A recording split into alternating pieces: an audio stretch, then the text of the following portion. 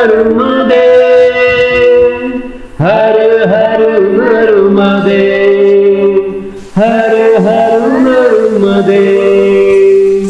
मैंने बोला केला दिया, फिर बोले केला तो खा लो, क्या हुआ? मैंने कहा ऐसे से पेट दर्द कर रहा है तो मतलब तकलीफ हो रही है। फिर थोड़ी 2 मिनट रुके और बोले मेरे पास एक दवाई है, अगर आपको कुछ तो तकलीफ ना हो तो मतलब अगर आपकी इच्छा हो तो मैं आपको दे सकता हूँ। मैंने कहा बाबा जी दवाई है तो दीजिए, उसमें क्या है सोचना। तो फिर मुस्कराए और बोले कि वो ना अफू है। अब अब अफू सोच के मैं सोच में पड़ गई। मैंने कहा ये अब क्या बोलूं, अब महाराज जी खुद होके बोल रहे हैं तो मना कैसे करूं। छोटा सा घर, एक ही घर था पूरे जंगल में, रास्ते में, फिर आगे गांव था। तो एक मैया जी बैठी थी बाहर, उनकी बेटियां थी, बकरियां थी, तो उन्होंने फिर मुझे हमको बुला लिया आग्रह करके, पानी भी पिलाया, पानी भी भर के दिया, फिर चाय प्रसादी भी पिलाई। तो बहुत अच्छा लगा, बीच जंगल में अच्छी गर्मा गर्म काली चाय मिली थी हमको। सबिंदु सिंधु सुस्खल तरंग भंग रंजितम द्विषत्सु पाप जात जात कारी वारि संयुतम कृतांत भूत काल भूत भीतिहारि वर्मदे स्वदीय पाद पंकजम नमामि देवी नर्मदे, नमामि देवी नर्मदे, नमामि देवी नर्मदे। नर्मदे हर। महेश्वर और मंडलेश्वर की भव्यता तथा दिव्यता को प्रणाम कर प्रमदा मैया अब आगे बढ़ती है ओमकारेश्वर के उत्तर तट पर बसे मांधाता की झाड़ियों की तरफ और वहां से आगे लक्कड़कोट की झाड़ियों की तरफ। यहाँ पर लगभग परिक्रमा का आधा मार्ग तय हो चुका होता है, माने 1700 किलोमीटर, पर अब भी तट के यात्रा का रोमांच कम होने को तैयार नहीं, या यूं कहे कि बढ़ता ही जा रहा है। इसी मार्ग पर कहते हैं कि वाल्मीकि का आश्रम था जहाँ सीता माई ने लव और कुश को जन्म दिया था, और ऐसे ही कई स्थलों को भेंट देती हुई प्रमदा मैया आगे बढ़ती है। चलिए सुनते हैं उनकी वाणी से यह कथन। नर्मदे। मंडलेश्वर से जब निकले तो वहाँ पे एक बात हुई, मुझे वहाँ पे एक बहुत ही अच्छे परिक्रमावासी मैया और बाबा जी मिले जो बम्बई से थे, और उनका और मेरा फिर काफ़ी दिन तक साथ रहा, करीब करीब 20 दिन का साथ रहा, और बहुत ही अच्छा लगा उनके साथ चलते हुए। तो वो मुझे मंडलेश्वर में मिले। मंडलेश्वर में एक दत्त मंदिर है, टेम्बे महाराज जी का वहाँ पे स्थान है, मतलब उनकी पादुका, उनका स्थान, बैठने की जगह वगैरह रखी हुई है। तो उस दिन मेरे ख्याल से शुक्रवार था, तो मेरा तो उपवास था, पता नहीं सुबह से पेट कुछ तकलीफ दे रहा था, तो मैंने सोचा कि व्रत है तो चलो कुछ नहीं खाए तो ही अच्छा रह जाएगा, हो जाएगा। तो लेकिन फिर भी वहाँ के जो महाराज जी थे उन्होंने आग्रह करके, जहांगीरदार मेरे ख्याल से, मुझे अगर ठीक से याद आ रहा हो तो उनका नाम था, उन्होंने खजूर वगैरह दिए, तो मैंने वो खाए, छुआरे क्या बोलते हैं पता नहीं हिंदी में। और फिर वहाँ से हम निकले, सुलगांव आए। वहाँ से थोड़ा सा आपको मतलब सड़क से ही थोड़ा सा चलना पड़ता है, एकदम किनारे का रास्ता है नहीं, थोड़ा सा अंदर बाहर ही होते हैं आप। फिर वहाँ से हम पीतामली पहुँचे, लेकिन मेरी पेट की तकलीफ थोड़ी सी बढ़ी रही थी, मतलब दुख रहा था, थक रही थी मैं, कुछ पच नहीं रहा था, पता नहीं क्या हो गया था। लेकिन वो साथ में मेरे मैया बाबा जी थे, वो बहुत ही मेरा ख्याल रख रहे थे कि बार बार मुझे तकलीफ हो रही तो रुक जाते थे, फिर पूछते थे अगर आपको चलना नहीं हो रहा है तो हम यहीं रुक जाएंगे, आपके साथ ही चलेंगे। वो मतलब मुझे ऐसे अकेले छोड़ना नहीं चाहते थे। कौन कहाँ से आते हैं, लेकिन सब मैया के लिए आते हैं और एक से ही हो जाते हैं, मानो एक कुटुंब का हिस्सा ही बन जाते हैं सब लोग, सब परिक्रमावासी। ऐसा ही अनुभव था। मैंने कभी उनको पहले देखा नहीं था, लेकिन जैसे मतलब वो बोलते हैं ना कि एक बार जुड़ जाता है रिश्ता, वैसे हो गया था उनके साथ। तो वो भैया, मैं उनको भैया और भाभी बोलती थी, वो बहुत ख्याल रखते थे मेरा, मतलब अभी भी हम संपर्क में है। तो फिर वहाँ पे एक मंदिर में हम इसके बाद मंडलेश्वर के बाद सुलगांव में रुके। वहाँ पे एक माता जी का आश्रम है, वहाँ भी मैंने थोड़ा ही खाना खाया, मतलब भोजन पाया, कि सोचा कि जितना कम पाऊँगी थोड़ा तकलीफ कम हो जाएगी आराम थोड़े इससे, लेकिन व्रत था तो थोड़ा सा मुझे भोजन तो करना ही था। उसके बाद आगे निकले तो दोपहर में एक जगह सुबह निकले वहाँ से, तो एक कावड़िया गांव था, वहाँ पे एक छोटा सा हनुमान जी का मंदिर है। तो वहाँ उन महाराज जी ने हमें रोक लिया बाल भोग के लिए और चाय प्रसादी के लिए। और बाल भोग में फिर वो लेके आए बहुत अच्छे बढ़िया से गुलाब जामुन और कुछ नमकीन। अब वो मेरे साथ वाले बाबा जी वो तो बहुत खुश हो गए, उनको मीठा बहुत पसंद था। लेकिन मैं सोच रही हूँ मेरी तबीयत ठीक नहीं है, मैं कैसे खा पाऊँगी, नहीं खाऊंगी। तो मैंने उनको बहुत बोला कि क्षमा कीजिए मैं नहीं खा सकती। तो फिर उन्होंने बोला केला दिया, फिर बोले केला तो खा लो, क्या हुआ? मैंने कहा ऐसे पेट दर्द कर रहा है और फिर मुझे तो मतलब तकलीफ हो रही है। फिर थोड़ी 2 मिनट रुके और बोले मेरे पास एक दवाई है, अगर आपको कुछ ये ना हो तो, तकलीफ ना हो तो, मतलब अगर आपकी इच्छा हो तो मैं आपको दे सकता हूँ। मैंने कहा बाबा जी दवाई है तो दीजिए, उसमें क्या है सोचना। तो फिर मुस्कराए और बोले कि वो ना अपू है। अब अब अफू सोच के मैं सोच में पड़ गई। मैंने कहा ये अब क्या बोलूं, अब महाराज जी खुद होके बोल रहे हैं तो मना कैसे करूं, लूं तो कैसे लूं, अब समझ में नहीं आ रहा था क्या करूं। तो वो मेरे साथ वाले जो मैया बाबा जी थे, ले ले लो मैया, कुछ नहीं होगा, कुछ होगा तो हम है ही ना आपके साथ में, तो मतलब हंसी मजाक में बोला। फिर मैंने सोचा महाराज जी इतना इससे बोल रहे हैं कि, और उन्होंने बोला कि देखो आप मतलब बुरा नहीं सोचना, लेकिन ये चीज़ अगर कुछ मतलब सही प्रमाण में ली जाए तो ये एक दवाई है, लोग उसको गलत तरीके से इस्तेमाल करते हैं लेकिन ये असल में दवाई का भी काम करती है, तो इसके गुण देखो, और जो मात्रा सही मात्रा है उस मात्रा में ली जाए तो ये काम करती है। तो फिर मैंने हाँ कह दिया। तो फिर वो लेके आए, अब बिल्कुल थोड़ी सी मतलब चुटकी से भी कम थी, लेकिन उन्होंने दी तो वो तो मतलब इतनी कड़वी थी, इतनी कड़वी, मैंने इतना मुंह बनाया, वो हंस रहे थे। तो फिर उन्होंने बोला अब तो थोड़ा सा मीठा खाना पड़ेगा। तो फिर मैंने खा लिया और फिर ऐसे हजी मजाक उन्होंने कहा कुछ नहीं होगा, आप चिंता नहीं करो। फिर आगे चली गई। तकलीफ तो थोड़ी कम नहीं हुई, लेकिन ये थोड़ी सी सीख मिल गई कि सभी चीज़, कोई भी चीज़ मान लो आप जिंदगी में, खाने की चीज़ हो या दूसरी कोई चीज़, अगर उस नज़रिए से आप देखो तो अगर उसके सही मात्रा में उसका इस्तेमाल हो जाए तो कोई भी चीज़ बुरी नहीं होती। आप अगर उसका मात्रा से ज़्यादा प्रयोग करें या तो वो बुरी आदत या बुरी बन जाती है। तो वो मेरे लिए सीख थी। मतलब अमूमन अफू का नाम सुनते ही हम लोग मतलब हमको ये होता है ना कि नशा और ये वही सब चित्र सामने आ जाते हैं, लेकिन उन्होंने जो महाराज जी ने मुझे दवाई करके पिलाई तो फिर मेरा वो सब चित्र हट गए मेरे दिमाग से, और मैंने दवाई सोच के वो ले भी ली और मुझे कुछ तकलीफ तो नहीं हुई। मतलब पेट की तकलीफ दूर ज़्यादा हुई नहीं, लेकिन बाकी तकलीफ तो कुछ नहीं हुई। तो ये सीख थी मैया किनारी। एक सीख थी। वहाँ से आगे हम निकले तो फिर दारुकेश्वर, अभी और एक दारुकेश्वर आ गया था। पता नहीं, ये परिक्रमा मार्ग में बहुत सारे गांवों के नाम एक जैसे, मतलब एक नाम के कई गांव है। जैसे आगे मुझे गोगावा भी लगा, एक सुलगांव भी और लगा, तो थोड़ी कभी कभी हम कंफ्यूज हो जाते हैं कि ये कहाँ से, लेकिन वो है मतलब एक ही नाम, दो गांव को एक ही नाम दिया गया है। तो वैसे ही आगे गांव आए, वहाँ फिर एक जगह हमने गंगाखेड़ी नाम का एक गांव, मतलब दारुकेश्वर के बाद आपको थोड़ा किनारा छोड़ के और अंदर से जाना पड़ता है, तो वहाँ पे एक आश्रम है। वहाँ पे भी भोजन की और रहने की व्यवस्था है, लेकिन हम थोड़ा आगे जा सकते थे तो आगे गए। आगे जाके गंगाखेड़ी गांव में हमने मतलब भोजन प्रसादी करने का सोचा। तो मैंने तो सोच लिया था कि मैं नहीं कुछ खाऊंगी क्योंकि तकलीफ हो रही थी बहुत सारी। तो लेकिन वो जो जिनके घर में जिन्होंने हमें घर पे अपने बुलाया था, उनको ठीक नहीं लग रहा था कि मैं कुछ बिना खाए पिए बैठे। मैंने कहा मुझे बस आराम करने दीजिए, मैं कुछ भोजन नहीं करूंगी। तो वो तो मान ही नहीं रहे। फिर उन्होंने अपनी बहू को बोल के दलिया बनवाया, दूध और दलिया, बोला थोड़ा तो मैया खा लो, आपको अच्छा लगेगा। तो मतलब वो चाहते हैं कि आपकी सेवा करे। सेवा मतलब आप एक होता है ना कि नहीं बोल दिया तो ठीक है, कोई आपसे बात नहीं करेगा, कुछ पूछेगा भी नहीं, लेकिन ऐसे नहीं। उनको वो लग रहा था कि इन्होंने कुछ खाना चाहिए, इनको अभी आगे चलना है तो कैसे चलेगी। तो उन्होंने मुझे फिर दलिया और दूध दिया। फिर मैंने वहाँ पे 1 घंटा आराम किया, थोड़ा सा ठीक लगा। फिर हम आगे चले गए। आगे जाने के बाद मुझे लगता है हम आगे अभी बेलसर, हाँ विमलेश्वर महादेव मंदिर है बेलसर, वहाँ जाने वाले थे। तो बीच में एक सुल्तानपुर नाम का गांव आता है। तो मतलब एक मज़ेदार एक कुटिया थी, वो भी परिक्रमा वासियों की सेवा कर रहे थे।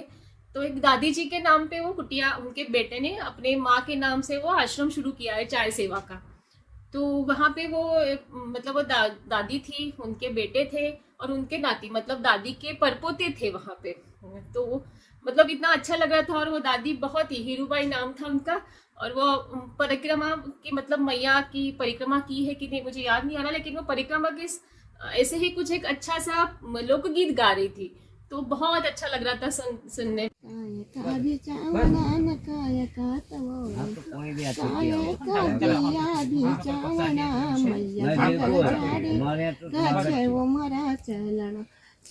चली न थकी जाऊंगा मैया जंगल झाड़ी का छे घुमरा चल शिर पग ठडीना हात माल खडिया शीस पग ठडिया हात माल खडी पाय म पवडिया पेरिया मैया जंगल झाड़ी का छे वो मराता शेर का छे वो मुझे डरना मैया जंगल झाड़ी का छे वो मरा चलन मट्टी का बिचावना मट्टी का तोड़ना मट्टी का बिचावना न मट्टी का तोड़ना टाटा का दिया बिचावना मैया जंगल झाड़ी का छे वो मरा हो चली चली ना थकी जाऊंगा मैया जंगल झाड़ी का छे वो मरा चल नर्मदे हाय वहाँ से फिर हम आगे फिर से मैया किनारे सुल्तानपुर होते हुए मैया किनारे आगे विमलेश्वर महादेव या बेलसर गांव का नाम है। और वहाँ पे 2-3 आश्रम है मेरे ख्याल से, लेकिन हम बर्फानी बाबा का जो आश्रम था वहाँ पे रुके थे। उसके ठीक सामने ये विमलेश्वर महादेव का मंदिर है, बहुत ही सुंदर प्राचीन मंदिर है। और वहाँ पे रास्ते में जाते जाते काफ़ी टीले दिखते हैं, मिट्टी के टीले हैं।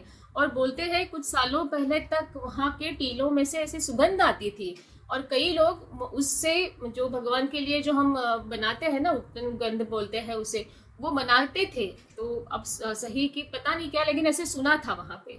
और वो जो मंदिर था वो बहुत ही प्राचीन और बहुत ही सुंदर मंदिर था। और वहाँ पे एक और खासियत थी, वहाँ पे एक चंद्रेश्वर महादेव बिल्कुल मैया किनारे पे एक ऐसे टीले पे मंदिर बना हुआ है, छोटा सा मंदिर है। लेकिन उस 11 शिवलिंग एक ही जगह पे है। पता नहीं ऐसा क्या, वहाँ की कहानी तो मालूम नहीं, लेकिन वहाँ की एक विशेषता ये है कि वहाँ पे एक बहुत बड़ा, बोलते हैं कितने मन का, 1 मन का मन ऐसे कुछ बोलते हैं, बहुत ही भारी बड़ा घंटा लगा हुआ है उस 11 शिवलिंग के ऊपर। और वो होलकर साम्राज्य द्वारा जिन्होंने जीर्णोद्धार करवाया इस मंदिर का, उनके द्वारा उसे भेंट दिया गया था। तो बहुत ही सुंदर जगह थी, मतलब वहाँ से मैया का बहुत ही अच्छा सौंदर्य दिख रहा था। मैया किनारे बिल्कुल था लेकिन टीले पे था। और वहाँ से किनारे का रास्ता थोड़ा सा है, थोड़ा फिर आपको अंदर चढ़ना पड़ता है, लेकिन थोड़ा सा ही है तो उसे। और फिर सामने आता है बड़वा, मतलब अभी हम दूसरे तट पे ओंकारेश्वर के काफ़ी करीब आ रहे थे, मतलब धीरे धीरे ओंकारेश्वर के सामने आ रहे थे जहाँ से हमने परिक्रमा उठाई थी। तो बड़वा आगे वहाँ तक आते आते भी मेरी तबीयत, अभी भी 2-3 दिन हो गए थे तो तबीयत, पेट कुछ ठीक साथ नहीं दे रहा था। तो फिर मैंने सोचा फिर किसी डॉक्टर को ही दिखा दूँ। तो खेड़ी मतलब बड़वा में एक बहुत बड़ा हॉस्पिटल था, वहाँ पे गए तो उन्होंने कुछ एंटीबायोटिक्स दिए, कहा कि इन्फेक्शन लग रहा है और ये दवाई से ठीक होगा, आपको 5 दिन दवाई लेनी पड़ेगी। तो फिर वहाँ से दवाई ली हमने। वहाँ से ही खेड़ी घाट है और सामने ही थोड़ा सा अक्रॉस में ओंकारेश्वर है। लेकिन यहाँ से हमको अभी मैया का साथ और किनारा छोड़ना पड़ता है थोड़े दिन के लिए। फिर आप जंगल होके जयंती माता होके आगे जाते हो। तो अभी मैया आपको जल्दी दिखेगी नहीं 2-4 दिन, तो वो थोड़ा सा दुख था। फिर मैया के दर्शन कर लिए और फिर जयंती माता को, जहाँ से जंगल मार्ग भी शुरू होता है, मतलब ओंकारेश्वर वाइल्ड लाइफ सेंचुरी ही है, उसमें से ही हम लोग गुजरते हैं। बड़वा से आगे अब जयंती माता के रास्ते पे हमको मेरे ख्याल से उससे पहले और 2 दिन, मतलब और 2 दिन लगने वाले थे जयंती माता पहुँचने में। वहाँ से फिर आपको 2 विकल्प होते हैं, एक च्यवन ऋषि आश्रम होके भी आप जयंती माता जा सकते हो या फिर दूसरे रास्ते से।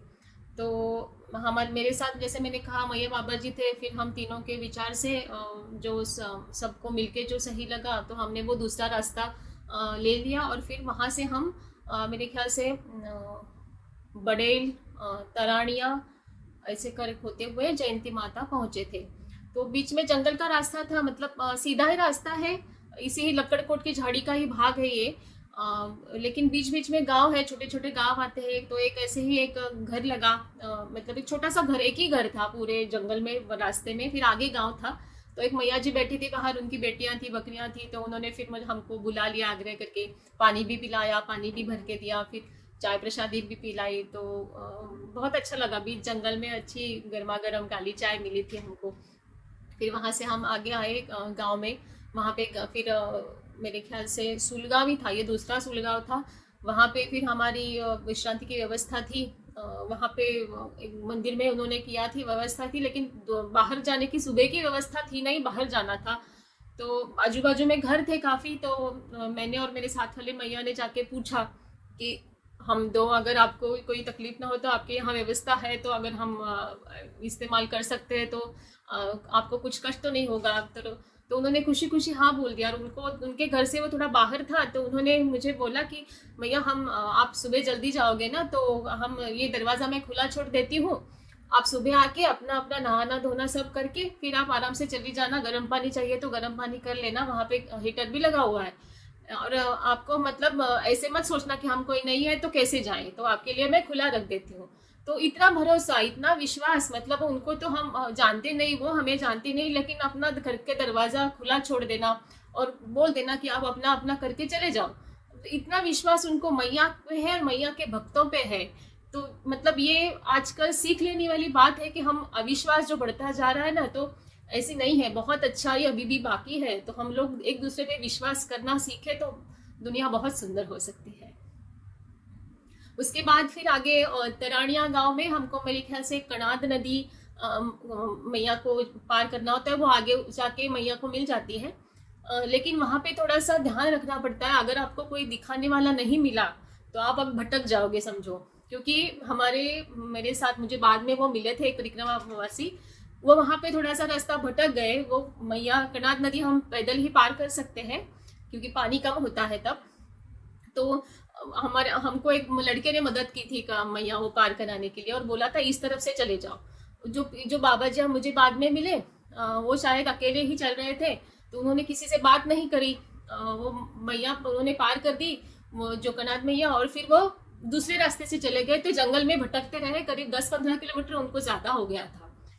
तो वहाँ पे थोड़ा मतलब ये है कि आप लोगों से बात करो, लोग आपको मदद करने के लिए तैयार ही बैठते हैं, बस अच्छे से बात करो, पूछो तो सब उत्तर और सब मिल जाता है, मतलब आसानी से आपको मार्ग का पता चल जाता है। कनाद नदी पैदल पार करने के बाद फिर से जंगल के रास्ते होते हुए आप पिपरी गांव में आते हो, वहाँ नर्मदा जी का मंदिर बना हुआ है और एक आश्रम भी है। वहाँ पे फिर विश्रांति की हमने, वहाँ पे बहुत बड़ा आश्रम और व्यवस्था है। और उसके बाद हम आगे निकलते हैं सीतावन। अब सीतावन वहाँ बोला जाता है कि लव कुश की वो जन्मस्थली है। अब सच झूठ मालूम पता नहीं, आस्था है, मंदिर है, अच्छा परिसर है, बस उसका आनंद लीजिए आप।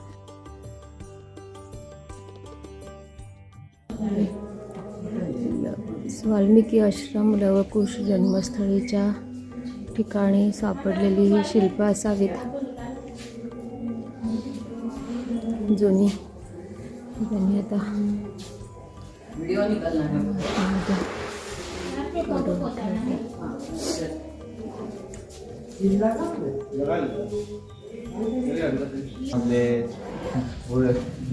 असा वराह अवतार वाटतोय, पण माहित नाही, अंदाज घ्यायचा सगळा आपण,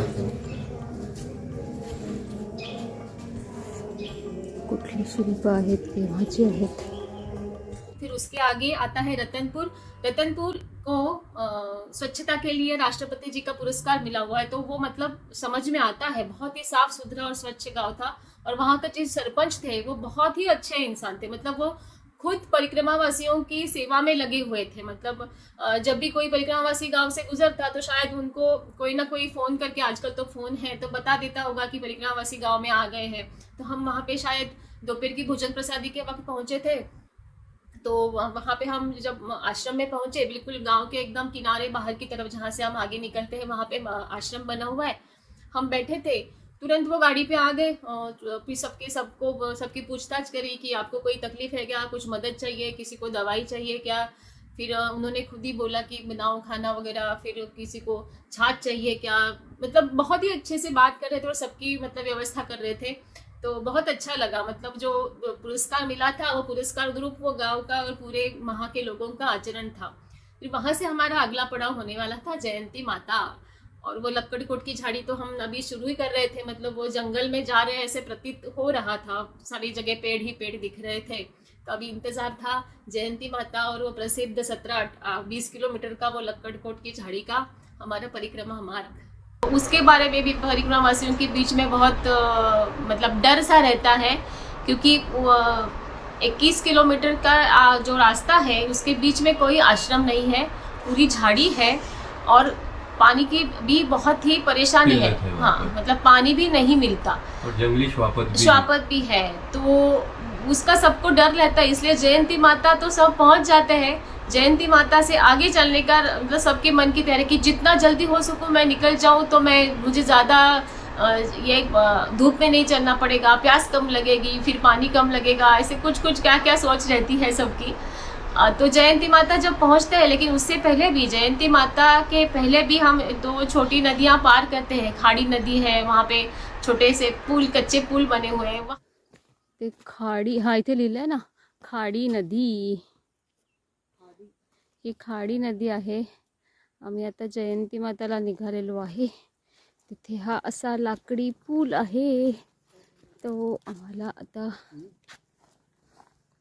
त्याच्याने आम्ही आता असं ओलांडणार आहे। सावकाश सावकाश जायचं आहे याच्यावरून।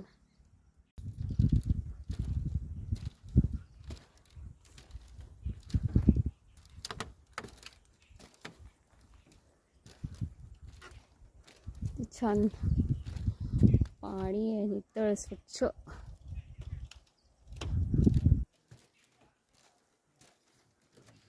या अशा ह्याच्यावरनं पायरेत लाकडांवरनं जायचं आहे। वहाँ पर मतलब निसर्ग का जो आनंद लेते हैं, जो बहुत ही प्यारा नज़ारा है, मतलब कितना देखो मन नहीं भरता, बहुविध निसर्ग। बिल्कुल। और फिर जयंती माता से एक स्थान है भैरव गुफा करके, जो 1.5 किलोमीटर आश्रम से थोड़ा आगे है और थोड़ा हमें नीचे उतरना पड़ता है। तो जो मतलब ये नर्मदा मैया नहीं है, ये दूसरी नदी है, उसका पानी है। क्योंकि जयंती माता का ये जो सारा परिसर है, ये जो इलाका है, ये नर्मदा मैया के ऊपर है। मतलब नर्मदा मैया का तट निचली तरफ है, ये पहाड़ी पे है। तो मैया के किनारे हम नहीं होते हैं, दूर होते हैं थोड़ा सा। लेकिन ये दूसरी नदी है, दूसरा प्रपात है। तो वहाँ पे भैरव गुफा में थोड़ा सा उस नदी का प्रपात आता है। लेकिन वहाँ पे जो पेड़ है, उनके आप अगर आयु सोचो तो 100-200 साल के पुराने होंगे, इतना बड़ा उनका फैलाव है वहाँ पे। और बहुत ही सुंदर जगह है, बहुत ही सुंदर जगह। तो वहाँ पे जाने के लिए एक सीढ़ी बनी हुई है। जो गुफा, जो भैरव गुफा जिसे बोलते हैं, वहाँ किसी भैरव जी का मंदिर है छोटा सा गुफा में, लेकिन उसके ऊपर से पानी पड़ता रहता है। तो अगर आप भीगने के इच्छुक हो तो आप वो गुफा में जा सकते हो, जो नहीं भीगना चाहते वो दूर से देख सकते हैं। लेकिन बहुत ही रोचक अनुभव रहा, बहुत ही सुंदर जगह थी वो।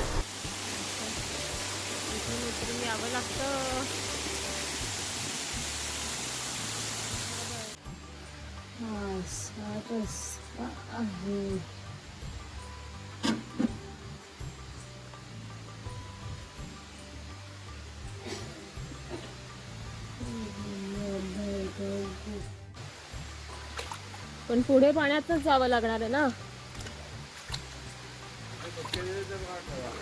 हो हो, काय झाड आहे मस्त।